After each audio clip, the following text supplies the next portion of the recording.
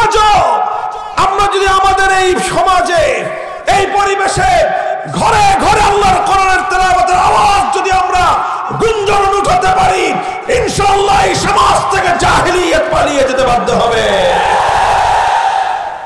আমরা জানি নবী আকরাম সাল্লাল্লাহু আলাইহি ওয়াসাল্লাম যেই যুগে যেই সমাজে প্রেরিত হয়েছিলেন, সেই যুগ এবং সেই সমাজটা কোনো ভালো সুন্দর কোনো সমাজ ছিল না। সেই যুগটা অত্যন্ত ভয়াবহ এবং নৃশংস এক যুগ ছিল। ইতিহাসে সেই যুগটাকে বলা হয় আইয়ামে জাহেলিয়াত, বর্বরতার যুগ, অন্ধকার যুগ, হিংস্রতার যুগ। যত খারাপ অভিধা দেওয়া যায় সমস্ত খারাপ অভিধায় অভিহিত ছিল সেই সময়ের যুগগুলো। সেই সময়ের মানুষ ইতিহাসের নিকৃষ্টতম মানুষে পরিণত হয়েছিল। সেই বর্বর যুগের নিকৃষ্ট মানুষ। আর তার উপর আরব বেদুইনদের সময় না ছিল তাদের মধ্যে কোনো শিক্ষা, না ছিল কোনো সভ্যতা। এরকম একটা জাতির কাছে আল্লাহর নবী প্রেরিত হয়েছিলেন। মাত্র 23 বছর তিনি এমন কিছু কাজ করেছিলেন যেই কাজের মাধ্যমে আল্লাহর নবী এমন একটা জাতি, এমন একটা সমাজ গঠন করতে সক্ষম হয়েছিলেন, যেই যুগের পরিবর্তন তিনি করতে সক্ষম হয়েছিলেন। যেটা ছিল জাহেলিয়াতের যুগ, যেটা ছিল বর্বরতার যুগ, সেই যুগটা পৃথিবীর ইতিহাসের স্বর্ণযুগে পরিণত হয়ে গেল। যে মানুষগুলো সবচেয়ে বর্বর মানুষ ছিল, সেই মানুষগুলো পৃথিবীর ইতিহাসের সবচেয়ে সুন্দর সোনার সফল মানুষে পরিণত হয়ে গেল। আজও পর্যন্ত পৃথিবী সেই মানুষগুলোর কথা স্মরণ করে এবং সেরকম সোনার মানুষ পৃথিবীতে আর কোনোদিন আসবে না। এটা কিভাবে সম্ভব হয়েছিল? রাসূল আকরাম সাল্লাল্লাহু আলাইহি ওয়াসাল্লাম এই আমূল পরিবর্তন কেমন ভাবে সাধন করেছিলেন, এটা আজ আমাদের জানার প্রয়োজন। কারণ আজ এখন আমরা যেই যুগে বসবাস করছি, এটাও একটা জাহেলিয়াতের যুগ, এটাও একটা বর্বরতার যুগ। সেই যুগের জাহেলিয়াতের সাথে আজকের যুগের জাহেলিয়াতের পার্থক্য হলো এই, সে যুগের জাহেলিয়াত ছিল প্রাচীন কালের জাহেলিয়াত, আর আজকের জাহেলিয়াত হলো আধুনিক যুগের জাহেলিয়াত। সেই জাহেলিয়াতটা ছিল শুধুমাত্র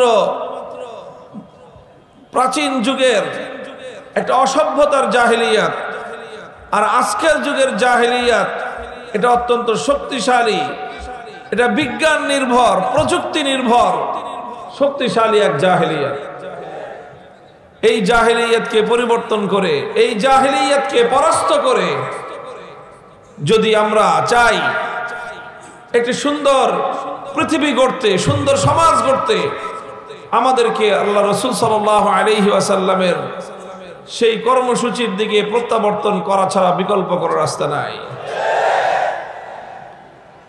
এই জন্য সিরাত মাহফিলের আলোচনার উদ্দেশ্য হলো যে আসুন আমরা চেষ্টা করব যে আমরা আল্লাহ রাসূল সাল্লাল্লাহু আলাইহি ওয়াসাল্লামের পালিত কর্মসূচিকে আমাদের জীবনের কর্মসূচি হিসেবে গ্রহণ করে আমরাও আমাদের জীবনকে সেভাবে পরিচালিত করব।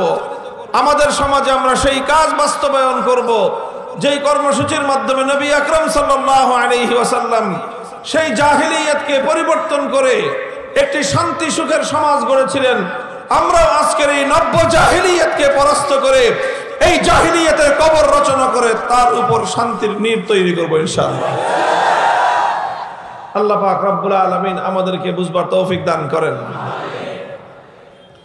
মুহতারাম হাজিরিন, আমরা বলে থাকি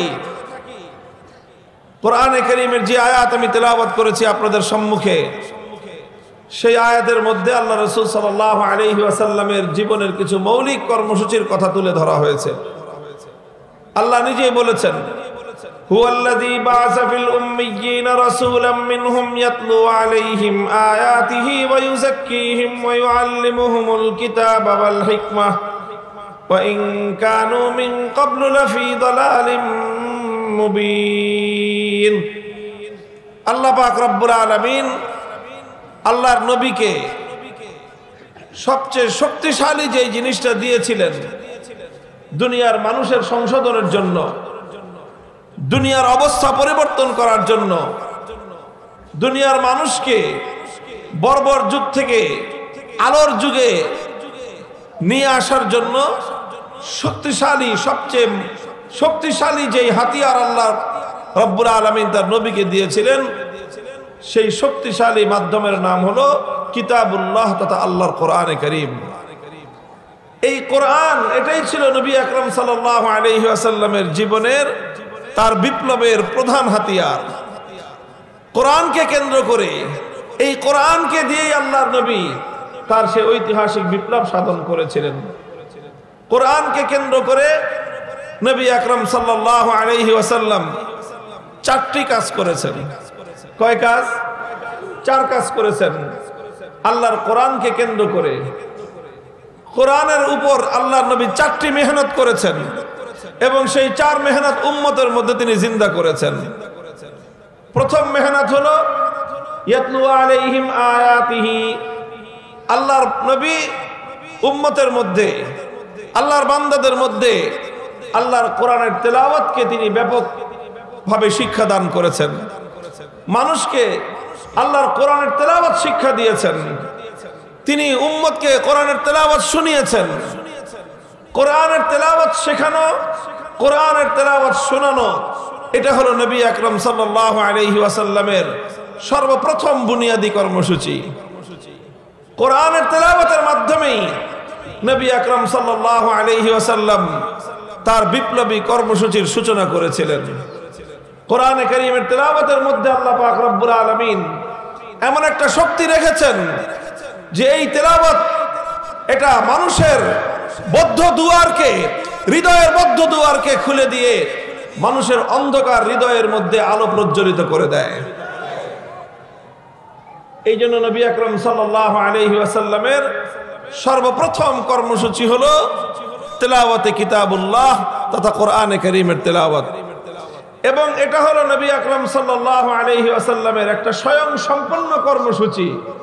শুধু তেলাওয়াত, শুধু তেলাওয়াতে কিতাবুল্লাহ, এটাই আল্লাহর নবীর বিপ্লবী কর্মসূচির সবচেয়ে বুনিয়াদী কর্মসূচি ছিল। এই কোরআনের তেলাওয়াতের মাধ্যমেই নবী আকরাম সাল্লাল্লাহু আলাইহি ওয়াসাল্লাম সেই জাহেলি সমাজ ব্যবস্থার ভিত শুদ্ধ প্রকম্পিত করে দিয়েছিলেন এবং তিনি যে হেদায়েতের আলো জ্বালিয়েছিলেন, যে মশাল প্রজ্বলিত করেছিলেন, সেই মশালের সর্বপ্রথম অগ্নিস্ফুলিঙ্গ ছিল তেলাওয়াতে কিতাবুল্লাহ। কোরআনে কারীমের তেলাওয়াতের মধ্যে আল্লাহ পাক রব্বুল আলামিন সেই প্রভাব রেখেছেন, সেই শক্তি রেখেছেন। আমাদের মধ্যে অনেক মানুষ রয়েছে এমন যারা মনে করে যে কোরআনে কারীমের তেলাওয়াত, এটা অনেকে তো এরকম বলেও থাকে যে অর্থ না বুঝে শুধু কোরআনে কারীমের তেলাওয়াত করে কোনো লাভ নেই। নাউজুবিল্লাহ। কোরআনে কারীমের তেলাওয়াত এটা একটা স্বয়ং সম্পন্ন কর্মসূচি। কোরআনের অর্থ বোঝা এটা আরেকটা কর্মসূচি, আর কোরআন তেলাওয়াত করা এটা একটা কর্মসূচি। কাজেই কেউ যদি কোরআনের অর্থ বুঝতে পারে ভালো কথা, কোরআনের মর্ম এবং অর্থ যদি নাও বুঝে, এরপরও কোরআনে কারীমের তেলাওয়াত এটা একটা বিপ্লবী কর্মসূচি। এটা মানুষের মধ্যে আমূল পরিবর্তন করবার বুনিয়াদী কর্মসূচি হলো কোরআনে কারীমের তেলাওয়াত। এই জন্য যারা মনে করে যে না বুঝে পড়লে কোরআনে কারীমের তেলাওয়াতের দ্বারা কোনো লাভ নেই, তারা মূলত আল্লাহর কোরআনকে অবমূল্যায়ন করে। তারা কোরআনে কারীমকে দুনিয়ার আর 10টা গ্রন্থের সঙ্গে একই পাল্লায় পরিমাপ করে।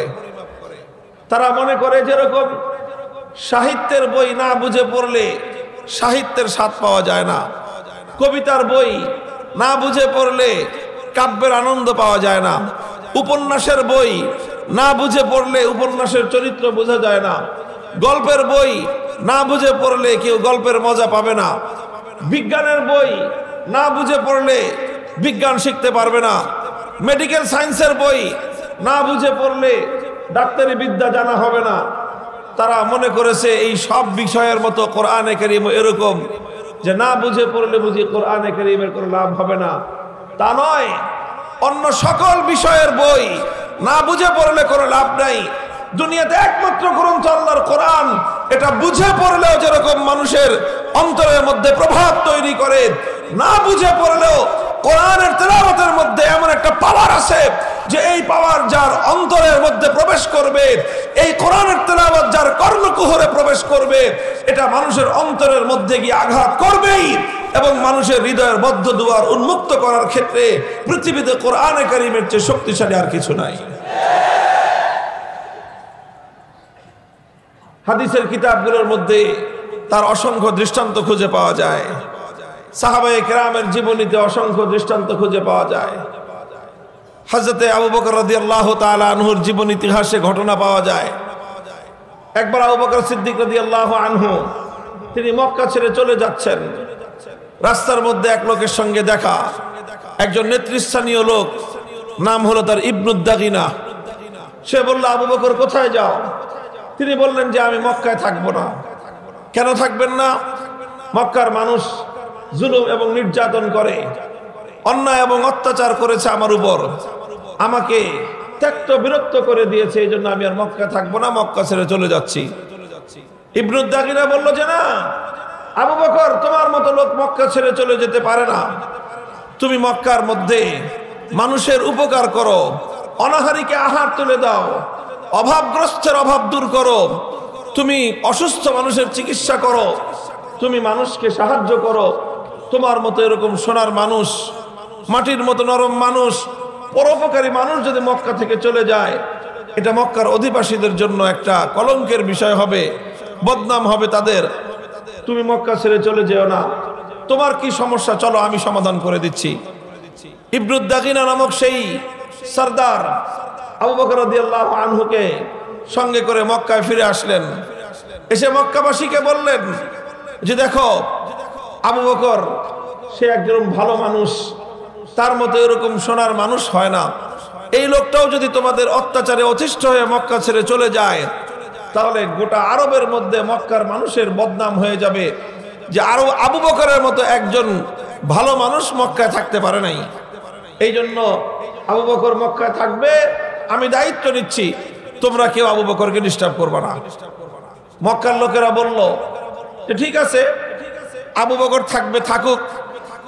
আবু বকর আমাদের বাপদাদার ধর্ম ত্যাগ করে মুহাম্মাদের ধর্ম গ্রহণ করেছে সাল্লাল্লাহু আলাইহি ওয়াসাল্লাম, আমরা না হয় সেটাও মেনে নিলাম। আবু বকর মুহাম্মাদের ধর্ম প্রচার করে, আমরা না হয় সেটাও মেনে নিলাম। কিন্তু আবু বকরকে আমাদের একটা শর্ত মানতে হবে। কি শর্ত? যে আবু বকর কোরআন তেলাওয়াত করে, কোরআন তেলাওয়াত করুক, সেটা নিয়ে আমরা আপত্তি করব না। তবে শর্ত হলো আবু বকর কোরআন তেলাওয়াত করবে তার ঘরের মধ্যে দরজা জানালা বন্ধ করে। সে ঘরের বাইরে বারান্দায় অথবা উঠোনে দাঁড়িয়ে কোরআনে কারীমের তেলাওয়াত করে, এইভাবে উন্মুক্ত স্থানে সে কোরআন তেলাওয়াত করতে পারবে না। ইবনুদ দাগিনা জানতে চাইল কারণ কি? ঘরের মালিক আবু বকর, ঘরের উঠোনের মালিক আবু বকর, তার জায়গায় সে দাঁড়িয়ে কোরআন তেলাওয়াত করবে, তোমাদের সমস্যা কি? মক্কার লোকেরা জবাব দিল যে না, আবু বকর ঘরের উঠোনে দাঁড়িয়ে কোরআন তেলাওয়াত করতে পারবে না, কারণ সে যদি উন্মুক্ত স্থানে দাঁড়িয়ে আল্লাহর কোরআন তেলাওয়াত করা শুরু করে, আবেগ মাখা কণ্ঠে যখন আবু বকর কোরআনে কারীমের তেলাওয়াত করে, তখন অবস্থাটা এমন হয় চুম্বক যেরকম লোহাকে তার নিজের দিকে আকর্ষণ করতে আরম্ভ করে। আবু বকর যখন তার ঘরের উঠোনে দাঁড়িয়ে আবেগ মাখা কণ্ঠে হৃদয় উজাড় করে দিয়ে কণ্ঠ খুলে আল্লাহর কোরআনের তেলাওয়াত করতে আরম্ভ করে, তখন আমরা আমাদের ঘরগুলোতে আমাদের ছোট ছোট শিশু সন্তানদেরকে পর্যন্ত আটকে রাখতে পারি না। চুম্বক যেরকম লোহাকে তার নিজের দিকে আকর্ষণ করতে থাকে, ঠিক তেমনি ভাবে আবু বকরের কোরআনের তেলাওয়াত আমাদের ঘরগুলো থেকে ছোট ছোট সন্তানদেরকে পর্যন্ত আকর্ষণ করে আবু বকরের ঘরের দিকে টেনে নিয়ে যায়। আমরা এটা বরদাস্ত করতে পারবো না। আমাদের ঘরগুলো থেকে আমাদের নারীরা, আমাদের শিশুরা পর্যন্ত আবু বকরের ঘরের দিকে পঙ্গপালের মতো ছুটতে আরম্ভ করবে। আর আল্লাহর কোরআনের তেলাওয়াত শুনে শুনে তারা এভাবে জাহেলিয়াতের পথ ছেড়ে দিয়ে আলোর পথের দিকে তারা অনুসারী হবে, আলোর পথের দিশারি হবে। এটা কোশ্চিন কেন আমরা বরদাস্ত করতে পারি না। মুহতারাম হাজিরিন, ইতিহাস তো কথাই বলে, অসংখ্য অগণিত পাষাণ হৃদয়ের মানুষ যখন তাদের সামনে আল্লাহর কোরআনে কারীমের তেলাওয়াত করা হয়েছে, সেই পাথরের মতো পাষাণ হৃদয়গুলো পর্যন্ত আল্লাহর কোরআনে কারীমের তেলাওয়াতের মাধ্যমে মোমের মতো বিগলিত হয়ে পড়তে আরম্ভ করেছে। আল্লাহর কসম খেয়ে বলি, মহাবিশ্বের মধ্যে পাথরের মতো পাষাণ হৃদয়কে বিগলিত করবার জন্য আল্লাহর কোরআনের চেয়ে প্রভাবক আর এর চেয়ে শক্তিশালী কোন মাধ্যম আজ পর্যন্ত এই পৃথিবীতে আবিষ্কার হয় নাই। যে কোনো পাষাণ হৃদয়কে মোমের মতো গড়ানোর জন্য পাষাণ হৃদয়ে পাথরের মতো রুক্ষ হৃদয়কে পর্যন্ত মোমের মতো নরম করে দিয়ে পানির ঝর্ণা ধারার মতো প্রবাহিত করবার ক্ষেত্রে আল্লাহর কোরআনে কারীমের কোনো তুলনা নাই, কোনো জুড়ি নাই। এই জন্যই আল্লাহ পাক রব্বুল আলামিন বিশ্ব নবী, মানবতার নবী মুহাম্মদ আরবি সাল্লাল্লাহু আলাইহি ওয়াসাল্লামকে সর্বপ্রথম যেই কর্মসূচি দান করেছিলেন, সেই কর্মসূচির নাম হলো ইয়াতলু আলাইহিম আয়াতিহি। তিনি মানুষের কর্ণকুহরে আল্লাহর কোরআনের তেলাওয়াতের ধ্বনি শোনাবেন। মানুষের কণ্ঠে কণ্ঠে আল্লাহর কোরআনের তেলাওয়াত উচ্চারিত হবে। পাড়ায় পাড়ায়, মহল্লায় মহল্লায়, ঘরে ঘরে আল্লাহর কোরআনের তেলাওয়াত হবে। এই তেলাওয়াতের আওয়াজ যখন গুঞ্জরিত হয়, তখন কোরআনে কারীমের তেলাওয়াতের এই গুঞ্জরণে সমাজ থেকে জাহেলিয়াত বিতাড়িত হতে বাধ্য হয়। আজও আমরা যদি আমাদের এই সমাজে, এই পরিবেশে ঘরে ঘরে আল্লাহর কোরআনের তেলাওয়াতের আওয়াজ যদি আমরা গুঞ্জরণ উঠাতে পারি, ইনশাআল্লাহ এই সমাজ থেকে জাহেলিয়াত পালিয়ে যেতে বাধ্য হবে। আলহামদুলিল্লাহ, কোরআনের তেলাওয়াত আছে, চলছে, কিছু কিছু মেহনত চলছে, মাদ্রাসাগুলো মেহনত করছে। আমরা আমাদের সংগঠনের পক্ষ থেকে বিভিন্ন সময়ে মানুষকে কোরআনের তেলাওয়াত শেখানোর জন্য উদ্যোগ গ্রহণ করে থাকি। আমরা চাই এই সমাজ পরিবর্তন হোক, এই জাহেলিয়াত পরিবর্তন হোক, এই বর্বরতার অবসান ঘটুক, এই অসভ্যতার অবসান ঘটুক, এই অশ্লীলতার অবসান ঘটুক। এজন্য আজ আমরা বাংলার মাটিতে একটা আওয়াজ তুলতে চাই। মাদ্রাসা শিক্ষায় কোরআনের শিক্ষা রয়েছে, কওমি মাদ্রাসায় কোরআনের শিক্ষা রয়েছে, আলিয়া মাদ্রাসায় কোরআনের শিক্ষা রয়েছে। সেই সঙ্গে জাতীয় শিক্ষা ব্যবস্থায় মুসলমানদের ট্যাক্সের পয়সা দিয়ে প্রাইমারি স্কুলগুলো চলে। মুসলমানদের ট্যাক্সের পয়সা দিয়ে মুসলমানদের সন্তানদেরকে প্রাইমারি স্কুলগুলোতে বাংলা, অঙ্ক, ইংলিশ, ইতিহাস, ভূগোল অনেক বিষয় শিক্ষা দেওয়া হয়। এমনকি এখন তাদেরকে পিটি শিক্ষা দেওয়ার জন্য শিক্ষক নিয়োগ করা হয়। নাচ গানের জন্য পর্যন্ত নর্তকীর শিক্ষা দেওয়ার জন্য ব্যবস্থা গ্রহণ করা হচ্ছে। অথচ মুসলমানদের সন্তানদের প্রাইমারি স্কুলে আল্লাহর কোরআন শিক্ষা দেওয়ার কোনো ব্যবস্থা নাই। শাহজালালের বাংলায় 90% মুসলমানদের দেশে প্রাইমারি স্কুলে মুসলমানদের সন্তানদের কোরআন শিক্ষা দেওয়ার জন্য প্রতিটি প্রাইমারি স্কুলে একজন নুরানি মুআল্লিম, বিশুদ্ধ কোরআনের তেলাওয়াত শিক্ষাদানকারী শিক্ষক নিয়োগ করতে হবে। যদি এটা করা যায়, এই প্রাইমারি লেভেল থেকে ইনশাআল্লাহ নতুন সমাজ গঠনের কর্মী তৈরি হওয়া শুরু হবে। জাহেলিয়াত এবং বর্বরতার মূল উৎপাটন হওয়া শুরু হবে। এটা আমরা শুধুমাত্র দাবি হিসেবে বলছি, কিন্তু বলতে বলতে আমাদের কথা যদি কর্তৃপক্ষের কান দিয়ে প্রবেশ না করে, কানে কিভাবে পানি ঢোকাতে হয় সে ব্যবস্থা তাওহীদি জনতা, কোরআন প্রেমিক জনতা গ্রহণ করতে বাধ্য হবে ইনশাআল্লাহ।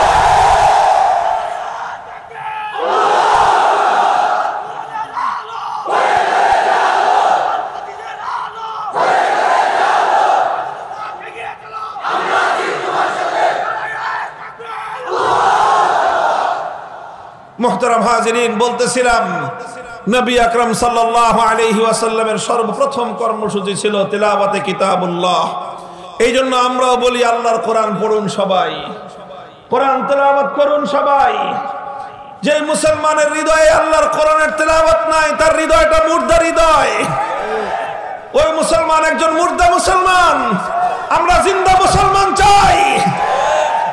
মুহতারাম হাজিরিন, কোরআনে কারীমের তেলাওয়াত ঘরে ঘরে আওয়াজ উচ্চারণ করেন। ঘরে ঘরে আল্লাহর কোরআনের তেলাওয়াতের আওয়াজ উচ্চারিত হোক। মুমিনের প্রত্যেকটা সন্তানের কণ্ঠে কণ্ঠে আল্লাহর কোরআনের তেলাওয়াতের গুঞ্জরণ হোক। কথা বলেন ঠিক কিনা?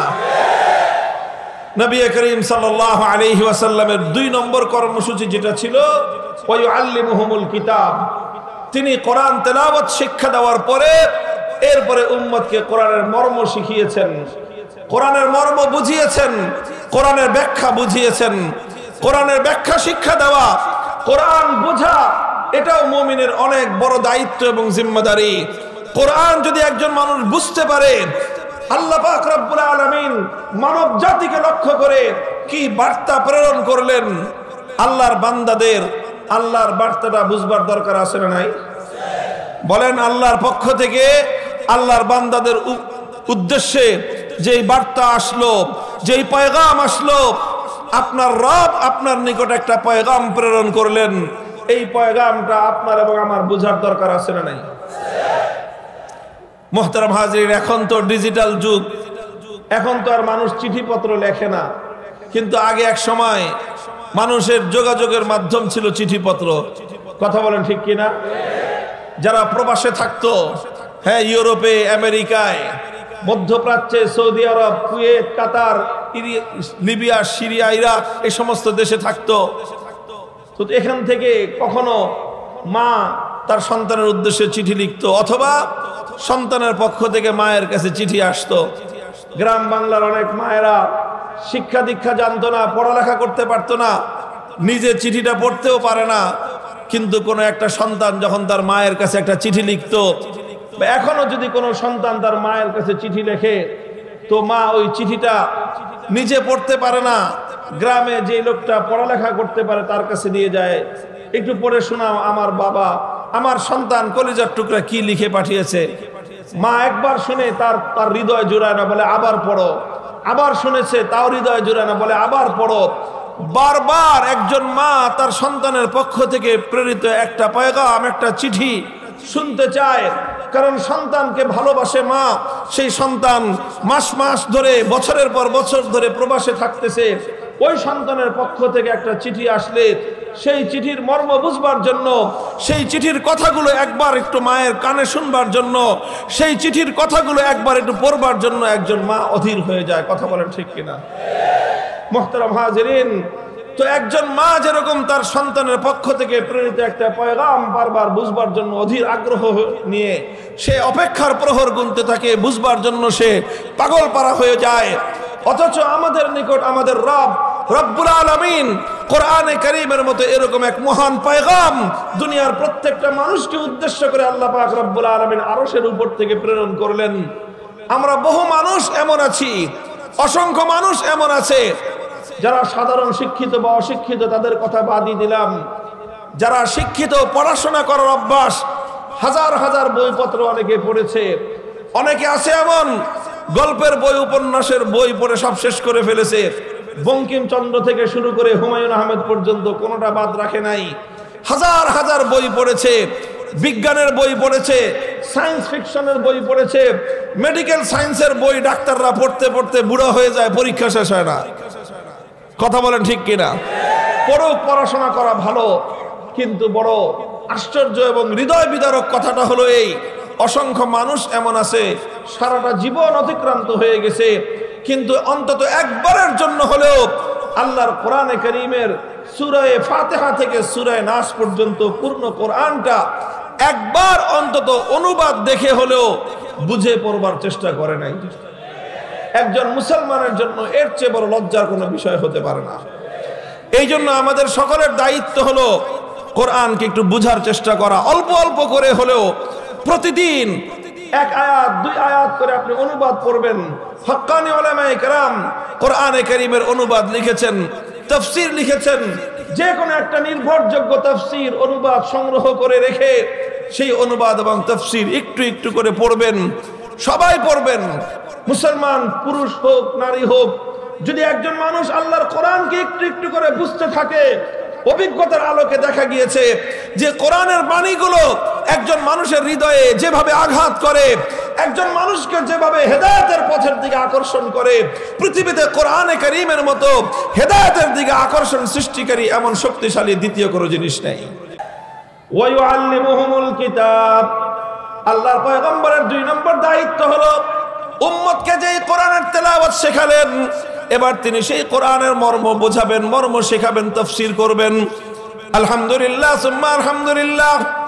একদিকে এখন যেমনি ভাবে উলামায়ে কেরাম এবং আমরা চেষ্টা করে যাচ্ছি মুসলমানদের সন্তানদেরকে আল্লাহর কোরআনে কারীমের বিশুদ্ধ তেলাওয়াত শিক্ষা দেওয়ার জন্য, সেই সঙ্গে মুসলিম জাতি যেন আল্লাহর কোরআন বুঝতে পারে তার জন্য অসংখ্য অগণিত পদক্ষেপ রয়েছে। তাফসীর গ্রন্থ লিখছেন উলামায়ে কেরাম, অনুবাদ গ্রন্থ লিখে লিখে প্রচার করছেন উলামায়ে কেরাম। তাফসীর মাহফিলগুলো হচ্ছে আল্লাহর কোরআনের পয়গাম বোঝানোর জন্য। মসজিদে মসজিদে তাফসীর হয় মানুষকে কোরআনের পয়গাম বোঝানোর জন্য। ও উম্মতে মুহাম্মাদিয়া, যদি তোমরা সফলতা চাও, কামিয়াবি চাও, আল্লাহর কোরআনকে বুঝবার চেষ্টা করো। কোরআন তোমাকে এবং আমাকে, গোটা উম্মতকে সফলতার রাস্তরণের দিকে নিয়ে যাবে ইনশাআল্লাহ। চেষ্টা করবেন তো কোরআন বুঝার? এটা গেল 2 নম্বর কাজ। আল্লাহর পয়গম্বরের 3 নম্বর কাজ যেটা, এটা খুব গভীর মনোযোগ দিয়ে শুনেন, বুঝেন।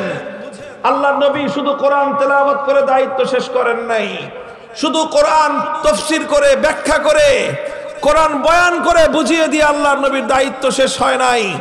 নবীজির 3 নম্বর দায়িত্ব ছিল তালিমে হিকমত, অর্থাৎ আল্লাহর কোরআনে কারীমের প্রত্যেকটা আয়াতের বিধানকে, প্রত্যেকটা আয়াত আল্লাহ পাক যা বলেছেন, যেই বিধান নাজিল করেছেন, সেই বিধানগুলোকে তিনি শুধু বলে বলে বুঝান নাই, বরং প্রত্যেকটা বিধানকে তিনি প্র্যাকটিক্যাল বাস্তবায়ন করে উম্মতকে দেখিয়ে দিয়েছেন। একটা জিনিস আমি বলি যে কোরআনে কারীম এটা হলো একটা প্র্যাকটিক্যাল কিতাব। কোরআন কি বলেন তো? কি বললাম? একটা প্র্যাকটিক্যাল কিতাব। যারা জেনারেল লাইনে পড়াশোনা করেছেন, বিশেষ করে সায়েন্স যাদের ব্যাকগ্রাউন্ড, তারা ভালো বুঝবেন যে সায়েন্সের যে সকল সাবজেক্টগুলো আছে, এই যে সায়েন্সের যে কেমিস্ট্রি আছে, পদার্থবিজ্ঞান, এই পদার্থবিজ্ঞান বুঝতে হলে শুধু বই পড়ে বুঝলে হয় না, এটার জন্য প্র্যাকটিক্যাল করতে হয়। মেডিকেল সায়েন্স, শুধু বই পড়লে লেকচার শুনলে কেউ মেডিকেল সায়েন্সের ডাক্তার হতে পারবে না, বরং তাকে লেকচার শুনতে হবে, বই পড়তে হবে, সঙ্গে সঙ্গে প্র্যাকটিক্যাল তাকে অনুশীলন করে করে ডাক্তারি শিখতে হয়। ঠিক তদ্রূপ কোরআনে কারীম শুধু তেলাওয়াত করেই মানুষ বুঝতে পারবে না। কোরআনের শুধু ব্যাখ্যা শুনে আর ব্যাখ্যা পড়ে একজন মানুষ কোরআনকে আত্মস্থ করতে পারবে না, বরং কোরআনে কারীমকে আল্লাহ পাক রব্বুল আলামিন নবীজিকে দায়িত্ব দিয়েছিলেন যে আমার এই দুনিয়ার মানুষকে, আমার বান্দাদেরকে, আপনার উম্মতকে আপনি কোরআনের এক একটা আয়াতের বিধান বাস্তবায়ন করে প্র্যাকটিক্যাল দেখিয়ে দিয়ে যান। আর আল্লাহর নবী সেটা দেখিয়েছেন। যেরকম আল্লাহর কোরআনে আয়াত নাজিল হয়েছে, আল্লাহ পাক নাজিল করেছেন আকিমুস সালাত, সালাত কায়েম করো। আল্লাহর নবী তেলাওয়াত করেছেন, 1 নম্বর দায়িত্ব পালন হয়েছে। অর্থ বুঝিয়েছেন, সালাতের অর্থ কি, ইকামতের অর্থ কি, 2 নম্বর দায়িত্ব পালিত হয়েছে। এরপরে আল্লাহর নবী 3 নম্বর দায়িত্ব পালন করেছেন, তিনি নামাজ আদায় করেছেন। নামাজ দেখিয়ে দেখিয়ে তিনি তার উম্মতকে, সাহাবীদেরকে বলেছেন, সাল্লু কামা রাআইতুমুনি উসাল্লি। হে আমার উম্মত, শুধুমাত্র আমার কাছ থেকে শুনে শুনে নামাজ পড়বে না, বরং আমাকে যেভাবে নামাজ পড়তে দেখেছো, আমাকে নামাজ প্র্যাকটিক্যাল দেখে দেখে তোমরা নামাজ শেখো। আল্লাহর নবী বিদায় হজে গিয়েছেন, 100 লক্ষ সাহাবায়ে কেরামকে সঙ্গে নিয়ে হজ করতে গিয়েছেন। আর উম্মতকে, সাহাবায়ে কেরামকে বলেছেন, খুযু আন্নী মানাসিকাকুম। হে আমার উম্মত, হজের এক একটা আমল তোমরা আমাকে দেখে দেখে প্র্যাকটিক্যাল শিখো। আল্লাহর নবী তার জিন্দেগিতে 27টা জিহাদে নিজে সশরীরে অংশগ্রহণ করে উম্মতকে দেখিয়েছেন কিভাবে আল্লাহর দ্বীনের জন্য জিহাদ করতে হয়। উম্মতকে শিখিয়েছেন, প্র্যাকটিক্যাল দেখিয়েছেন কিভাবে আল্লাহর দ্বীনের জন্য রক্ত দিতে হয়। প্র্যাকটিক্যাল দেখিয়েছেন কিভাবে আল্লাহর দ্বীনের জন্য ত্যাগের কোরবানি স্বীকার করতে হয়। দেখিয়েছেন কিভাবে বাতিলের মোকাবেলা করতে হয়, কিভাবে কুফর এবং তাগুতের বিরুদ্ধে সিনা টান করে সামনের সম্মুখের সারিতে গিয়ে যুদ্ধের ময়দানে বুক টান করে বাতিলের মোকাবেলা করতে হয়। এটা শুধু মুখে বর্ণনা করে বয়ান দিয়ে আল্লাহর নবী বোঝান নাই, প্র্যাকটিক্যাল করে করে তিনি দেখিয়েছেন।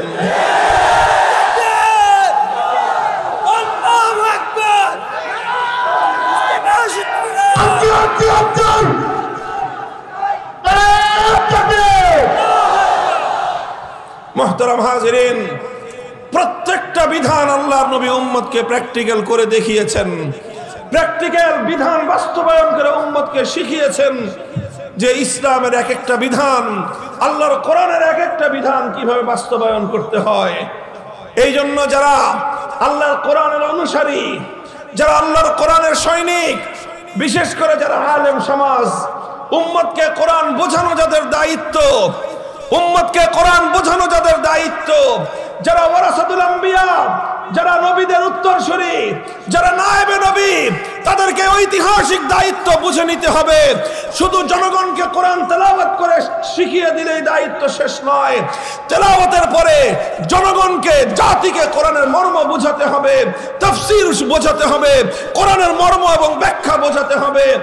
কোরআনের ব্যাখ্যার মর্ম বুঝিয়েই আলেম সমাজের দায়িত্ব সমাপ্ত হবে না, বরং 3 নম্বর দায়িত্ব আলেম সমাজকেও পালন করতে হবে। আল্লাহর কোরআনের এক একটা বিধানকে অক্ষরে অক্ষরে আল্লাহর জমিনে প্র্যাকটিক্যাল ভাবে বাস্তবায়ন করে জাতিকে কোরআন কিভাবে বাস্তবায়ন করতে হয় সেটা দেখাতে হবে, সেটা শেখাতে হবে। আর এই জায়গায় এসেই আলেম সমাজের কোরআনের ধারক বাহকদের সঙ্গে যারা শয়তানের অনুসারী, তাদের সংঘাত তৈরি হয়ে যায়। যারা আল্লাহর কোরআনকে আল্লাহর জমিন থেকে নিশ্চিহ্ন করতে চায়, যারা কোরআনী সমাজ গড়বার ক্ষেত্রে অন্তরায় এবং বাধা তৈরি করতে চায়, তারা সাধারণত কোরআনের তেলাওয়াত কিংবা কোরআনের ব্যাখ্যার ততটা বিরোধিতা করে না, যতটা বিরোধিতা করে যখনই আমি কোরআনের এক একটা বিধান আল্লাহর জমিনে বাস্তবায়ন করতে যাব, তখনই তারা আমার পথে অন্তরায় হয়ে দাঁড়াবার চেষ্টা করে। তারা চেষ্টা করবে, তারা কাজ করবে তাদের শয়তানের পক্ষে, তারা কাজ করবে আল্লাহর কোরআনের বিপক্ষে, তারা কাজ করবে কোরআনের এক একটা বিধান বাস্তবায়নের ক্ষেত্রে বাধা হয়ে দাঁড়াবে। তারা যদি আল্লাহর কোরআনের এক একটা বিধান বাস্তবায়নের ক্ষেত্রে বাধা হয়ে দাঁড়াতে পারে, শয়তানের দোসররা যদি শয়তানের নির্দেশ বাস্তবায়ন করতে গিয়ে আল্লাহর কোরআনের পথে অন্তরায় হয়ে দাঁড়াতে পারে, আল্লাহর বান্দারা আল্লাহর কোরআনের এক একটা বিধান বাস্তবায়ন করার জন্য শয়তানের দোসরদের মোকাবেলায় রাজপথে নামতে তারাও প্রস্তুত থাকতে হবে।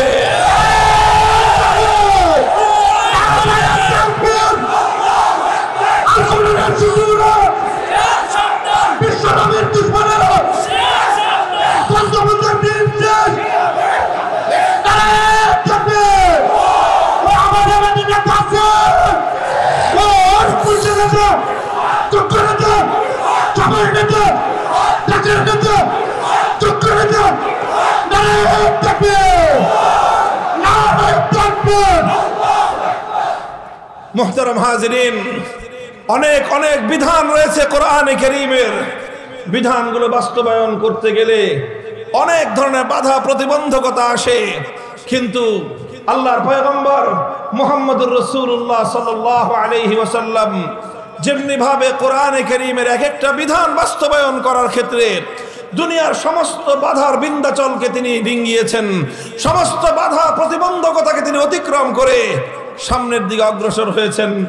নবীর সত্যিকার আশিক উম্মতকে, আর বিশেষ করে নায়েবে নবী ওলামায়ে উম্মতকে সেভাবেই সকল বাধা অতিক্রম করে সামনের দিকে অগ্রসর হতে হবে।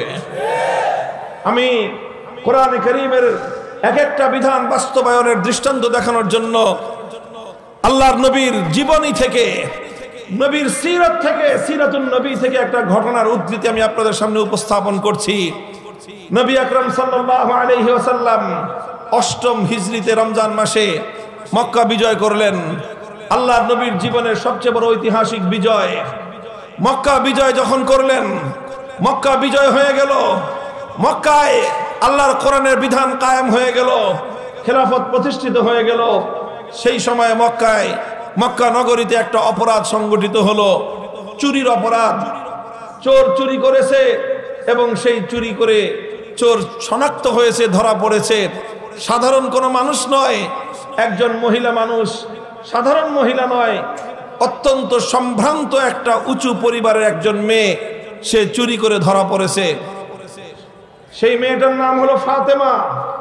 ফাতেমা নামনি একটা মেয়ে, তার বংশ পরিচয়, সে হলো বনু মখজুম গোত্রের, ফাতেমা মখজুমিয়া। বনু মখজুম গোত্রটা হলো কুরাইশ বংশের মধ্যেও অত্যন্ত সম্ভ্রান্ত একটা পরিবার, যেই পরিবারে জন্ম নিয়েছিলেন স্বয়ং আল্লাহর রাসূল সাল্লাল্লাহু আলাইহি ওয়াসাল্লামের দাদি যান। আল্লাহ নবীর যে বাবা খাজা আব্দুল্লাহ এবং নবীর চাচা খাজা আবু তালেব, এই দুই মহান ব্যক্তি যেই মহিয়সী নারীর ঔরসে যার গর্ভে জন্মগ্রহণ করেছিলেন, সেই নারী বনু মখজুম গোত্রের ছিলেন, সালমা বিনতে আইজ ইবনে ইমরান ইবনে মখজুম, আল্লাহ রসুলের দাদি। সেই পরিবারের মেয়ে। ফাফাজিয়া কওমুহা ইলা উসামা ইবনে যায়েদ। যখন এই মেয়েটার চুরির ঘটনা ধরা পড়লো, তখন তার গোটা পরিবার, গোটা বংশ, তারা দুশ্চিন্তাগ্রস্ত হয়ে পড়ল যে এখন তো মক্কায় আল্লাহর কোরআনের বিধান বাস্তবায়িত হবে, কোরআনের বিধান কায়েম হয়েছে, আর কোরআনের বিচার অনুযায়ী এখন চুরির শাস্তি, মেয়েটার হাত কাটা যাবে। একটা মেয়ের হাত কাটা যাবে, এটা বড় কথা নয়, বড় বিষয় হলো সঙ্গে সঙ্গে গোটা বংশের নাক কাটা যাবে। কারণ যখন তার হাত কাটা যাবে, মানুষের মধ্যে আলোচনা হবে যে বনু মখজুম গোত্রের নারীরা পর্যন্ত চুরি করে, চোর। এই কথাটায় এই বংশের সম্মান মর্যাদা ধুলোয় মিশে যাবে। কাজেই তারা চিন্তা করলো, মশওয়ারা করলো, পরামর্শ করলো, যে করেই হোক এই মেয়ের হাত কাটাটা বাধা দিতে হবে। কিভাবে বাধা দেওয়া যায়? তখন তারা তদবির করা শুরু করলো। গোটা সম্প্রদায়, তারা আল্লাহর নবীর খুব কাছের একজন মানুষ, নবীজির ঘনিষ্ঠ একজন মানুষ সম্পর্কে আল্লাহর নবীর নাতি হয়, নবীজির পালক পুত্র যায়েদ ইবনে হারেসার ছেলে উসামা ইবনে যায়েদ। সেই বনু মখজুমের পরিবারের লোকেরা উসামাকে এসে বলল যে তোমার দাদার কাছে গিয়ে বলো যে এরকম এরকম একটা ঘটনা, এই মেয়েটা কিন্তু স্বয়ং আল্লাহর নবীর আত্মীয়, নবীজির দাদির পরিবার, ব্লাড কানেকশন রয়েছে। এখন এই মেয়েটার যদি হাত কাটা যায়, বংশের মান মর্যাদা ধুলোয় মিশে যাবে। এই বংশের মান মর্যাদা ধুলোয় মিশে গেলে তাতে তো নবীজির স্বয়ং তার নিজেরও প্রেস্টিজের হ্যাম্পার হয়। কাজেই যে করেই হোক এই হাতটা যেন না কাটা যায়, বিচারটা যেন না হয়, তুমি একটা তদবির করো, তুমি চেষ্টা করো। উসামা ইবনে যায়েদ নবীজির কাছে এসে আল্লাহর নবীর কাছে সুপারিশ করলেন এবং বললেন যে হাত কাটা যাবে না, সমস্যা আছে। কি সমস্যা? এই সমস্যা। এই কথা যখন তিনি বললেন,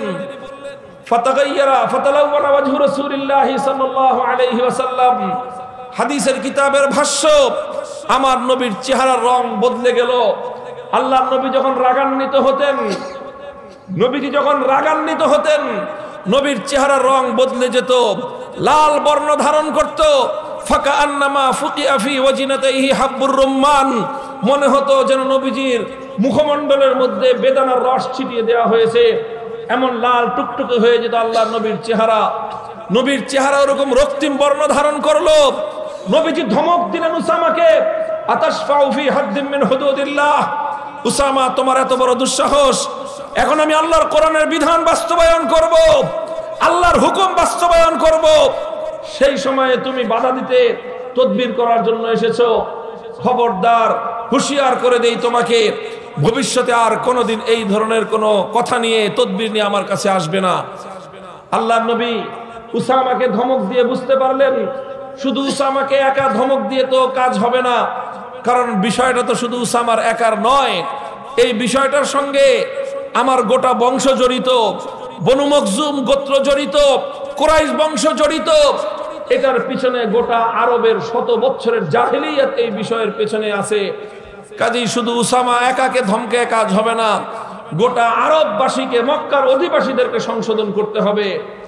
এই জন্য আল্লাহর নবী মক্কার অধিবাসীদেরকে জমায়েত করলেন।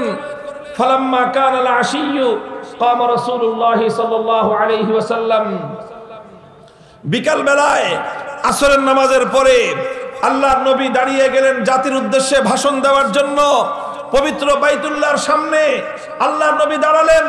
বাইতুল্লাহর চত্বরে গোটা মক্কাবাসী একত্রিত। আল্লাহর নবী মক্কার লোকদেরকে ডেকে বললেন যে দেখো, ইন্নামা হালাকা মান কানা ক্বাবলাকুম ইযা সারাকা ফীহিমুদ দাঈফ আকামু আলাইহিল হাদ ওয়া ইযা সারাকা ফীহিমুশ শরীফ তারাকুহু। হে আমার আরববাসী, হে আমার মক্কার অধিবাসী, হে আমার কুরাইশ বংশের আমার আত্মীয় স্বজন, আমার আপনজনেরা, তোমরা শুনে রাখো, আল্লাহ পাক রব্বুল আলামিন অতীতকালে পৃথিবীর অনেক জাতিকে আল্লাহ ধ্বংস করে দিয়েছেন। কি অপরাধ ছিল তাদের? তাদের অপরাধ ছিল যখন তাদের মধ্যে কোনো প্রভাবশালী মানুষ, কোনো সম্ভ্রান্ত মানুষ, কোনো পাওয়ারফুল ক্ষমতাবান মানুষ, কোনো শক্তিশালী মানুষ যখন তাদের মধ্যে কোনো অপরাধ করত, কোনো টাকা পয়সাওয়ালা শিল্পপতি অথবা কোনো ক্ষমতাবান রাজনৈতিক নেতা অথবা কোনো পাওয়ারফুল কোনো সম্ভ্রান্ত কোনো ব্যক্তি, প্রভাবশালী ব্যক্তি, এমপির শালা, মন্ত্রীর দুলাভাই, চেয়ারম্যানের খালু, এই জাতীয় লোকজন, প্রভাবশালী লোকজন, শিল্পপতি, টাকা পয়সাওয়ালা, ইন্ডাস্ট্রিয়ালিস্ট, রাজনৈতিক নেতা, এই জাতীয় লোকেরা যখন তাদের মধ্যে অপরাধ করত, তখন সেই লোকের উপর কোনো আইনের শাসন প্রয়োগ করা হতো না, নানা সিস্টেম করে তাদেরকে পার করে দেওয়া হতো। আর সেই একই অপরাধ যখন করতো ওয়াইদা সারাকা ফীহিমুদ দাঈফ, ওই একই অপরাধ করলো কোন গরিব মানুষ, কোন মেহনতি মানুষ, কোন খেটে খাওয়া কৃষক, শ্রমিক, মজদুর, রিকশাওয়ালা, ভ্যান গাড়ি চালক, ঠেলা গাড়িওয়ালা, নৌকার মাঝি, রাস্তার টোকাই, এই ধরনের দুর্বল মানুষ যখন ওই একই অপরাধ করত, আকামু আলাইহিল হাদ, তখন গোটা সমাজ মিলে বলতো যে অপরাধ করেছে, আইনের শাসন 100 ভাগের জায়গায় 200 ভাগ কায়েম করো। সবলের উপর একরকম বিচার, দুর্বলের জন্য আরেক রকম বিচার, বড়লোকের জন্য এক বিচার, গরিবের জন্য আরেক বিচার, সরকারি দলের এক বিচার, বিরোধী দলের জন্য আরেক বিচার। আল্লাহর নবী বলেন, যখন কোন সমাজের মধ্যে এইরকম বৈষম্য সৃষ্টি হয়, যখন কোন সমাজের মধ্যে এই ধরনের বৈষম্য দেখা দেয়, এ বৈষম্য করা, বিচার ব্যবস্থার মধ্যে এরকম বৈষম্য তৈরি করা, এটা মামুলি কোনো অন্যায় নয়, এটা ছোটখাটো কোনো অপরাধ নয়, বরং এটা এত জঘন্য অপরাধ, যেই সমাজের বিচার ব্যবস্থায় বৈষম্য তৈরি হয়, যেই সমাজের মধ্যে একদল মানুষের জন্য এক বিচার, আরেক দল মানুষের জন্য আরেক বিচার, একই অপরাধ করলে একজনের সাজা হবে, ওই একই অপরাধ করলে আরেকজন পার পেয়ে যাবে, এমন বৈষম্য যেই সমাজে তৈরি হয়, সেই সমাজকে আমার আল্লাহ পাক ধ্বংস করে দেন। মুহতারাম হাজিরিন, নবী আকরাম সাল্লাল্লাহু আলাইহি ওয়াসাল্লাম সেই জাতিকে কথা বোঝালেন, সুতরাং বৈষম্য করা যাবে না। তোমরা মনে করেছো, তদবির নিয়ে এসেছো আমার কাছে যে আমার আত্মীয়, আমার রক্তের সম্পর্ক, আমার দাদির পরিবারের লোক অপরাধ করেছে, এই জন্য মনে করেছো যে আমি তাকে ছেড়ে দিব, আমি তার উপর আল্লাহর কোরআনের বিধান বাস্তবায়ন করব না। এই কথা মনে করে তোমরা আমার কাছে তদবিরের জন্য তোমরা উসামাকে পাঠিয়েছো। শুনে রাখো আরবের মানুষ, শুনে রাখো, ওয়াল্লাহি লাউ আন্না ফাতিমাতা বিনতে মুহাম্মাদিন সারাকাত লাকাতাতু ইয়াদাহা। আল্লাহর নবী যে কথাটা বললেন, সেই কথাটা যদি সহিহ হাদিসের মধ্যে বর্ণিত না হতো, পৃথিবীর কোন মানুষ নিজের মুখে সেই কথা উচ্চারণ করার সাহস পেত না।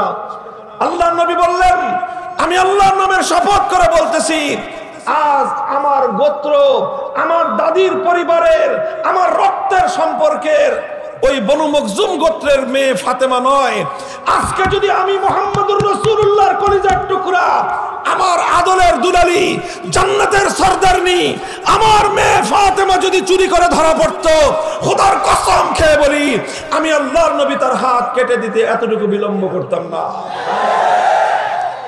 মুহতারাম হাজিরিন, এই হলো ইসলামের বিধান। এভাবে আল্লাহর পয়গম্বর আল্লাহর নবী এক একটা কোরআনের বিধান সমাজে বাস্তবায়ন করেছেন, একটা একটা করে বিধান বাস্তবায়ন করে আল্লাহর নবী সমাজের গভীর থেকে সমস্ত জাহিলিয়াত এবং বর্বরতার শেকড় শুদ্ধ উপড়ে ফেলেছিলেন। এরপরেই সেই সমাজে মানবতার ফুলবাগান তৈরি হয়েছিল, এরপরেই সেই সমাজের মধ্যে আলোকিত সমাজ তৈরি হয়েছিল, এরপরেই সারা পৃথিবীকে তারা আলো বিকিরণ করতে পেরেছিল। মুহতারাম হাজিরিন, এই জন্য আমি বলি, এই যে বিচার ব্যবস্থার যে বৈষম্য, আজ এ কথা বলতে বাধ্য। আমরা একটা দেশে বসবাস করছি, একটা সমাজে বসবাস করছি, আমরা এই সমাজ নিয়ে অনেকে গর্ব করি, অহংকার করি এই দেশ নিয়ে। আমরা তো বলি, এখন আগে বলতাম স্বাধীনতা পেয়েছি, 5ই আগস্টের পরে তো বলি দ্বিতীয় স্বাধীনতা। সব ঠিক আছে, স্বাধীনতা তো অনেক পেয়েছি, তবে এখনো আমি বলবো স্বাধীনতা পেয়েছি, স্বাধীন হয়েছে আমার মাটি, মানচিত্র স্বাধীন হয়েছে, স্বাধীন হয়েছে, পতাকা স্বাধীন হয়েছে, কিন্তু এ জাতি এখনো পর্যন্ত স্বাধীনতা পায় না। মানচিত্রের স্বাধীনতা পেয়েছি, পতাকার স্বাধীনতা হয়েছে, জাতির স্বাধীনতা এখনো পর্যন্ত হয় নাই। বলবেন কেমনে জাতির স্বাধীনতা হয় নাই? দেখেন, এই বিচার ব্যবস্থার কথা বললাম তো, আমি এই বিচার ব্যবস্থার কথাই বলি। আজ আমরা যেই দেশে বসবাস করি, এই দেশে একটা বিচার ব্যবস্থা আছে, এই দেশে আদালত আছে, আইন আদালত আছে, আদালতে বিচারপতি সাহেবান বিচার করে থাকেন, সব আছে। কিন্তু যেই কথাটা না বললেই নয়, তিক্ত বাস্তবতা হলো এই বিচার ব্যবস্থার মূল কথা হলো এই, টাকা আছে যার, বিচার আছে তার, টাকা নাই যার, বিচারও নাই তার। এটা আপনারা কতটা বুঝেন আমি জানি না। যারা আমার মতো কারাগারের অন্ধকার প্রকোষ্ঠে থেকেছেন, আর কারাগারের সেই অন্ধকার জগতের, কারাগারের সেই দুর্ভেদ্য দেয়ালের মধ্যে বন্দী মানবতার আর্তনাদ যারা শুনেছেন, অসংখ্য অগণিত দরিদ্র পীড়িত, অসংখ্য অগণিত সাধারণ আয়ের দুষ্ট, দুঃখ, কষ্ট, ক্লিষ্ট সেই মানুষের চেহারাগুলো যারা দেখেছেন, তাদের হাহাকার, চিৎকার, আর্তনাদ যারা শুনেছেন, তারা এই কথার বাস্তবতা বুঝতে পারবেন। মনে করেন যে একটা অপরাধ করেছে 4-5 জনে মিলে, 4-5 জনকে পুলিশে ধরলো, যে কোনো ভাবে ধরা পড়লো। 4-5 জনের মধ্যে মনে করেন 2 জন হলো শিল্পপতির ছেলে, আর 3 জন হলো ঠেলাগাড়িওয়ালা, রিক্সাওয়ালার ছেলে। এখন কি হবে? যারা কোটিপতি সঙ্গে সঙ্গে গিয়ে 1 লাখ, 2 লাখ, 5 লাখ যত টাকা লাগে টাকা খরচ করে বড় বড় উকিল, ব্যারিস্টার, আইনজীবী ভাড়া করবে। কথা বলেন? বাস সে আইনজীবী মুভ করবে, সিএমএম কোর্টে না হয় জজ কোর্টে যাবে, জজ কোর্টে না হয় হাই কোর্টে যাবে। 1 মাস, 2 মাস, 3 মাস, 6 মাসের মাথায় জামিন হয়ে বুক ফুলিয়ে সে বের হয়ে আসবে। একই মামলায় কেস পার্টনার রিক্সাওয়ালার ছেলে, ওই রিক্সাওয়ালার কপালে 1 লক্ষ টাকা জোগাড় করা জীবনে সম্ভব নয়।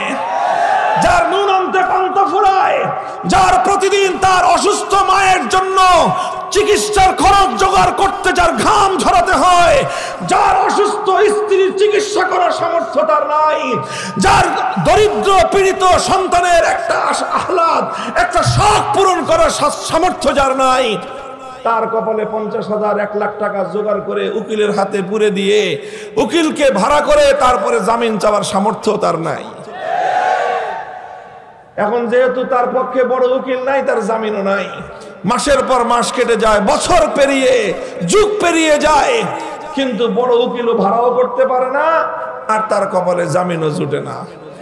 এরকম কয়টা দৃষ্টান্ত দেখবেন? কয়টা? শত শত নয়, হাজার হাজার বন্দী আজ বাংলাদেশের কারাগারগুলোতে প্রায় 70 থেকে 80,000 বন্দী আছে। এই 80,000 বন্দীর মধ্যে অসংখ্য অগণিত বন্দী এমন আছে শুধুমাত্র দারিদ্র্যের কারণে, গরিব হওয়ার কারণে, অর্থনৈতিক অসঙ্গতির কারণে নামজাদা উকিল, ব্যারিস্টার ভাড়া করার সামর্থ্য তাদের নাই। অনেকে বলবে গরিব দুঃখীর মামলার ব্যয় বাংলাদেশ সরকার দেয়, এটা লেখা থাকে কোর্টে এবং বিভিন্ন থানার গারদে। কিন্তু জানেন তো, সরকার তো দেয়, কিন্তু কত দানে যে কত চাইল দেয়। সরকারের ওই উকিলকে পাইয়া নিজের মামলা চালাইতে ওই উকিলের পিছনে যে কি পরিমাণ তেল ঢালতে হয়, কেউ যদি সরকারি উকিলের পিছনে পড়ছেন তো তার খবর আছে। মুহতারাম হাজির, বাস্তব কথা। যদি লক্ষ লক্ষ টাকা খরচ করে নামি দামি শক্তিমান উকিল ভাড়া করতে পারেন, আপনার কঠিন মামলা মুহূর্তের মধ্যে পানির মতো আসান হয়ে যাবে। আপনি উকিল ভাড়া করতে পারবেন না, বড় ব্যারিস্টার আপনার পক্ষে দাঁড়াবে না, সাধারণ মামলা আপনার জন্য জটিল হয়ে যাবে। এটাই হলো বর্তমান বিচার ব্যবস্থার সার কথা। যারা বিচার ব্যবস্থার সাথে সম্পৃক্ত আছেন, আমার উপর রাগ করেন না, আমাদের উপর রাগ করেন না। আমি কোন উকিলের বিরুদ্ধাচরণ করি নাই, বলছি কিছু।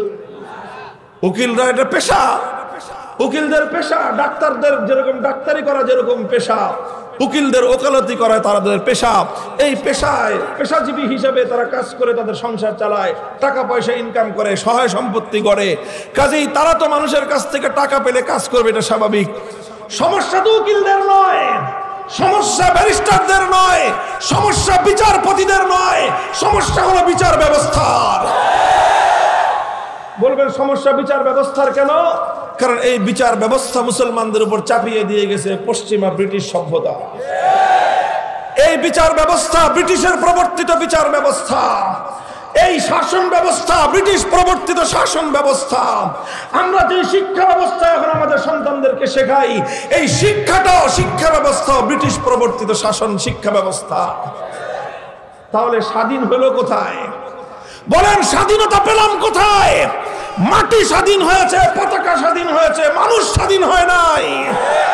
মানুষ তো সেদিন স্বাধীন হবে যেদিন ব্রিটিশ প্রবর্তিত বিচার ব্যবস্থাকে ধ্বংস করে ওই বিচার ব্যবস্থার ধ্বংসস্তূপের উপর আল্লাহর কোরআনের বিচার ব্যবস্থা কায়েম করতে পারবে। মানুষ স্বাধীন হবে সেদিন যেদিন জাহেরি সমাজ ব্যবস্থাকে ভেঙে চূর্ণ বিচূর্ণ করে শাহেরি সমাজ ব্যবস্থার উপর খেলাফতের রাজ কায়েম করতে পারবে, সেদিন জাতি স্বাধীন হবে।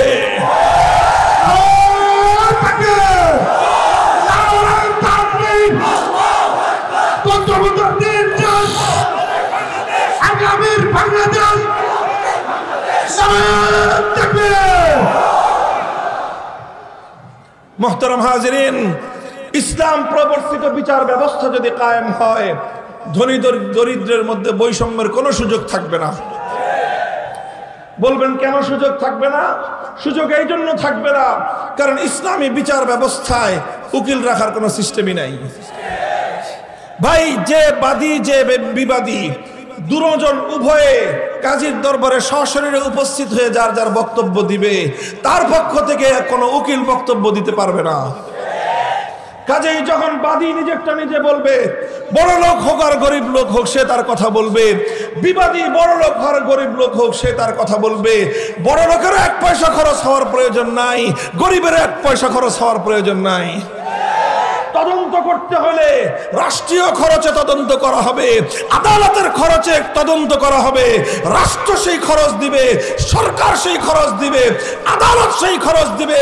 সুতরাং ধনী গরিব যাদের মধ্যে মামলা মোকদ্দমা হোক, বৈষম্যের কোনো সুযোগ ইসলামী বিচার ব্যবস্থায় নাই। এই জন্য হ্যাঁ মুসলমান, শুধু সিরাতুন নবীর ওয়াজ শুনলে কাজ হবে না। আল্লাহ পয়গম্বর যেই বৈষম্যহীন সমাজ গড়বার জন্য, ইনসাফ ভিত্তিক সমাজ গড়বার জন্য আমার নবী আল্লাহর জমিনে প্রেরিত হয়েছিলেন। নবীর উম্মতেরা ওঠো, দাঁড়াও, শপথ করো, বৈষম্যমূলক এই সমাজ ব্যবস্থা ভেঙে গুড়িয়ে দিতে হবে, সাম্য এবং ইনসাফের সমাজ গড়তে হবে।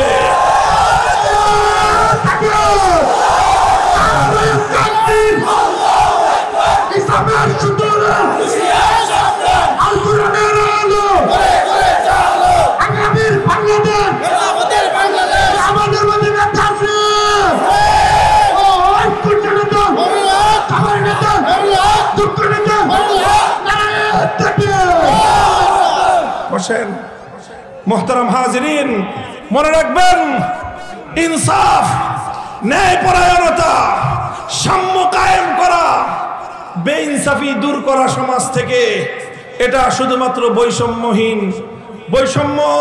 বৈষম্য বিরোধী ছাত্র নেতৃবৃন্দের দায়িত্ব একা নয়। বৈষম্যহীন সমাজ গড়া, ইনসাফপূর্ণ সমাজ গড়া, সমাজ থেকে, রাষ্ট্র থেকে, জাতির মধ্য থেকে সমস্ত অন্যায়, অবিচার, বেইনসাফি দূর করার দায়িত্ব সমস্ত উম্মতে মুহাম্মাদীর, বিশেষ করে আলেম সমাজের দায়িত্ব এটা। আল্লাহর কোরআন সূরাতুল হাদীদের মধ্যে আল্লাহ বলেছেন, লাকাদ আরসালনা রুসুলানা বিল বায়িনাত ওয়া আনজালনা মাআহুমুল কিতাবা ওয়াল মিজান লিয়াকুমান নাসু বিল কিসতি। আল্লাহ বলেছেন, আমি সমস্ত নবী রাসূল দুনিয়াতে প্রেরণ করেছি, সমস্ত আসমানি কিতাব আমি নাযিল করেছি। মৌলিক একটা উদ্দেশ্য হলো মানব সমাজের মধ্যে ইনসাফ কায়েম করা। আমাদের আলেমদের কাছ থেকে, হুজুরদের কাছ থেকে এক শ্রেণীর মানুষ ইনসাফের কথা, বৈষম্যহীন দেশ গড়ার কথা, সমাজ গড়ার কথা শুনতে চায় না। তারা শুধু আমাদের কাছ থেকে ওয়াজ শুনতে চায়, আখিরাতের ওয়াজ। তারা শুধু আমাদের কাছ থেকে শুনতে চায় কবরের ওয়াজ। তারা বলে যে হুজুর মাটির নিচে যা আছে বলেন, আসমানের উপরে যা আছে বলেন। আসমানের নিচে আর মাটির উপরে যা আছে এগুলো তো রাজনীতিবিদরাই বলবে। এটা আরেকটা জাহেলিয়াত। আজ এই ব্রিটিশ প্রবর্তিত পশ্চিমা এই ধোঁকাবাজির রাজনীতি, এই বিলাসিতার রাজনীতি, এই পুঁজিবাদের রাজনীতি, এটাই সমাজকে ধ্বংস করে ছেড়েছে। এই ধোঁকাবাজির রাজনীতি সর্বপ্রথম লক্ষ কোটি মুসলমানের ঈমান হরণ করেছে। সমাজকে, মুসলমানদেরকে ইহুদি এবং খ্রিস্টানদের গোলামে পরিণত করেছে। হে মুসলমান, আল্লাহর কোরআন যে রাজনৈতিক দর্শন দিয়েছে, তুমি মুসলমান যদি রাজনীতি করতে হয়, কোরআনের বাইরে রাজনীতি কোনো মুসলমান করতে পারে না। সে আওয়াজ তুলতে হবে আজকে, সে কথা বলতে হবে বলিষ্ঠ কণ্ঠে। হে আমাদের যুব সমাজ, বিশেষ করে তরুণ সমাজ, মেহনতি সমাজ, ছাত্র সমাজ, তোমরা যদি দাঁড়িয়ে যাও, ইনশাআল্লাহ আগামীর বাংলাদেশ হবে আল কোরআনের বাংলাদেশ।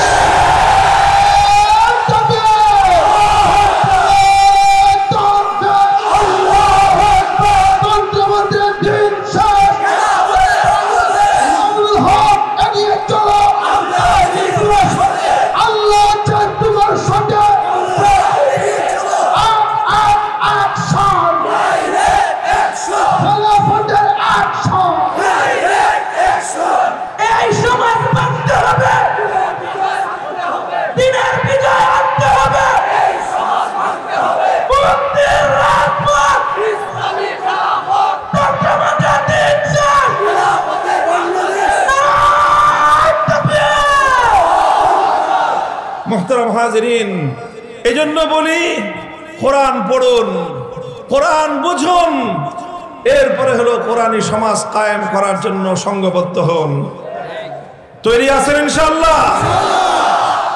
আল্লাহর কোরআনের কারীমকে নিয়ে আল্লাহর পয়গম্বরের সর্বশেষ দায়িত্ব ছিল, যেটা নবীজি করেছেন, সেটা হলো মানুষকে প্রথমে আল্লাহর কোরআনের তেলাওয়াত শিখিয়েছেন, শুনিয়েছেন, তারপরে কোরআনের মর্ম বুঝিয়েছেন, এরপরে কোরআনে কারীমের এক একটা বিধান আল্লাহর জমিনে বাস্তবায়ন করেছেন। এরপরে আল্লাহর নবী মানুষকে শুধুমাত্র একবার দুইবার কোরআনের বিধান বাস্তবায়ন করে ক্ষান্ত হন নাই, বরং প্রতিটা মানুষের আখলাক, তার চরিত্র এমন ভাবে গঠন করেছেন যে প্রতিটা মানুষের চরিত্র আল্লাহর কোরআনী চরিত্রে পরিণত হয়েছে। কাজেই এটাই হলো তাজকিয়া। কোরআনী চরিত্র গঠন করতে হবে। কোরআনী চরিত্র গঠন করার জন্য কোরআনী সমাজ গড়তে হবে। কোরআনী সমাজ গড়ার জন্য আল্লাহর কোরআনকে বুঝতে হবে, অনুধাবন করতে হবে। এইভাবে আল্লাহর কোরআনকে কেন্দ্র করে একটা সমাজ আমরা গড়তে চাই। আমাদের সঙ্গে আপনারা কাজ করবেন তো ইনশাআল্লাহ? দেখেন, আমাদের দুনিয়ার কোনো স্বার্থ নাই, রাজনৈতিক কোনো ধান্দা আলহামদুলিল্লাহ আমাদের নাই। আমরা আমাদের ব্যক্তিগত কোনো স্বার্থে আপনাদেরকে আহ্বান জানাই না। আমাদের একমাত্র আহ্বান আল্লাহর কোরআনের পক্ষে। আমাদের একমাত্র আহ্বান আল্লাহর নবী যেই সমাজ দুনিয়াতে কায়েম করে উম্মতের সামনে যেই মডেল, যে আদর্শ পেশ করে গিয়েছেন, আমরা সেই আল্লাহর নবীর মডেলের উপরে একটা সমাজ গড়তে চাই। আলহামদুলিল্লাহ, বাংলাদেশ ধীরে ধীরে সেদিকেই অগ্রসর হয়ে যাচ্ছে। কথা বলেন ঠিক না বেঠিক? এদেশের তরুণ সমাজ জাগতে শুরু করেছে। এদেশের তরুণ সমাজ এখন আল্লাহর কোরআনের চেতনা বুকে ধারণ করতে শুরু করেছে। এদেশের তরুণ সমাজ তারা ফ্যাসিবাদের বিরুদ্ধে, স্বৈরাচারের বিরুদ্ধে, জালিমের বুলেটের মুখে বুক চিতি আবু সাঈদের মতো দাঁড়িয়ে যেতে শিখেছে। এ জাতির মায়েরা তাদের সন্তানদেরকে অন্যায় এবং অবিচারের বিরুদ্ধে যুদ্ধের ময়দানে যাওয়ার জন্য উদ্বুদ্ধ করতে শিখেছে। যে জাতির মায়েরা তাদের সন্তানদেরকে অন্যায়ের বিরুদ্ধে মোকাবেলা করার জন্য যুদ্ধের ময়দানে পাঠায়, সে জাতিকে কেউ দাবায় রাখতে পারবে না ইনশাআল্লাহ।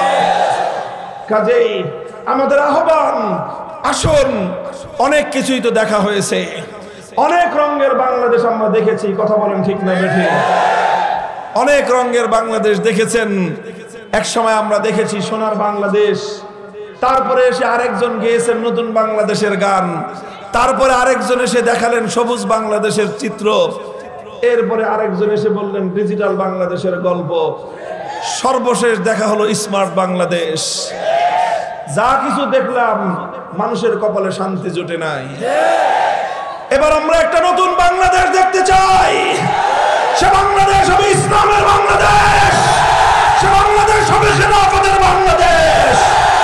ওই তাকায় দেখো, তাকায় দেখো, পৃথিবীর দিকে দিকে মুসলমানরা জেগে উঠেছে। খোরাসানের মুসলমানরা ইমারতে ইসলামিয়া কায়েম করে সারা দুনিয়ার সমস্ত বড় বড় তাগুতি শয়তানি শক্তদের শক্তির সঙ্গে চোখে চোখ রেখে কথা বলতে শুরু করেছে। সারা পৃথিবীকে তারা টক্কর দিয়ে পৃথিবীর কোন আধুনিক রাষ্ট্রের কোন সমর্থনের প্রয়োজন হয় নাই।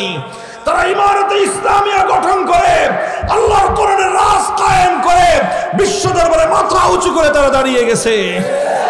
ওই তাকায় দেখো সিরিয়ার মুসলমানেরা 53 বছরের বাশার আল আসাদ, আসাদ আল হাফিজদের তাদেরকে উৎখাত করে আল্লাহর কোরআনে হুকুমত সেখানে তারা ঘোষণা দিয়েছে।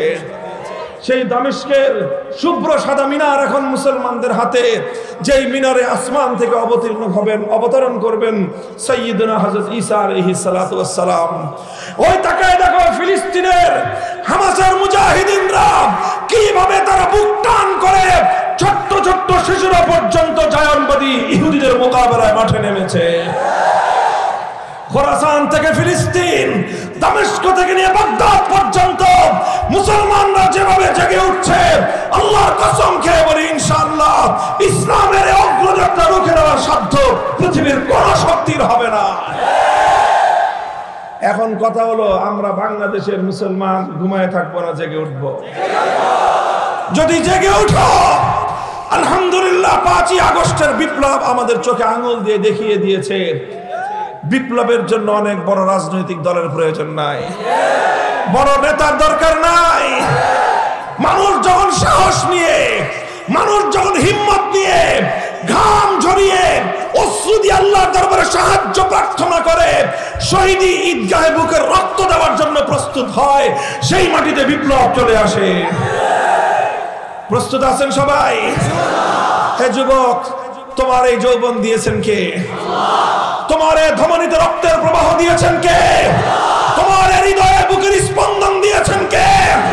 এই রক্ত যদি জমিনে ঝরতে হয় আব্রাহাম লিঙ্কনের আদর্শের জন্য নয়, শেখ মুজিব জিয়াউর রহমানদের আদর্শের জন্য নয়, কার্ল মার্কস মাও জেদুং লেনিনদের আদর্শের জন্য নয়, রক্ত দিতে হবে আল্লাহর জমিনে, আল্লাহর কোরআনের জন্য, আল্লাহর দ্বীনের জন্য দিতে হবে।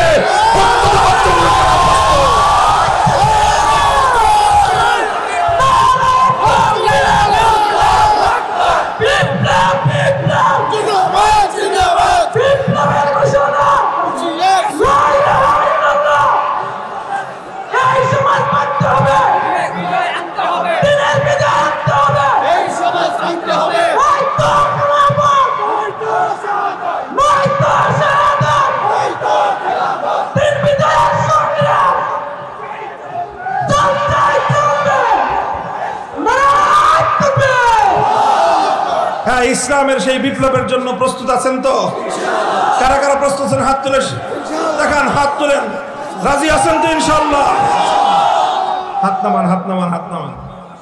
এই বিপ্লব শুধু স্লোগান দিয়ে হবে না, শুধু বক্তৃতা দিয়েও হবে না। এই বিপ্লবের জন্য সর্বপ্রথম ঘাম ঝরানো পরিশ্রম করতে হবে। মানুষের কাছে কাছে আল্লাহর কোরআনের সমাজ গড়বার দাওয়াত নিয়ে যেতে হবে। এই ঘাম ঝরানো পরিশ্রম করবেন। এরপরে লাগবে হলো আরেকটা জিনিস, আল্লাহর কাছে সাহায্য চাইতে হবে, আল্লাহর সাহায্য ছাড়া কোনোদিনও হবে না। এজন্য চোখের অশ্রু দিয়ে আল্লাহর কাছে সাহায্য চাইতে হবে। চাইবেন তো?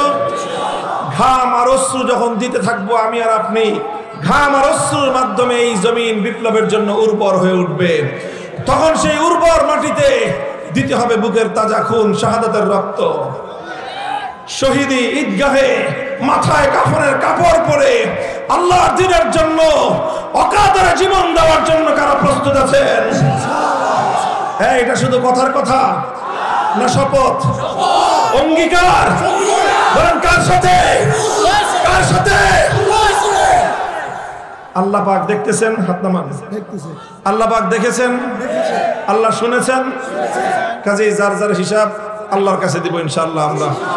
আল্লাহ পাক আমাদের সকলকে কবুল করুন, তৌফিক দান করেন। আমাদের এই সোনার জন্মভূমির প্রতি ইঞ্চি মাটিকে আল্লাহ পাক ইসলামের ঘাঁটি হিসেবে কবুল করুন।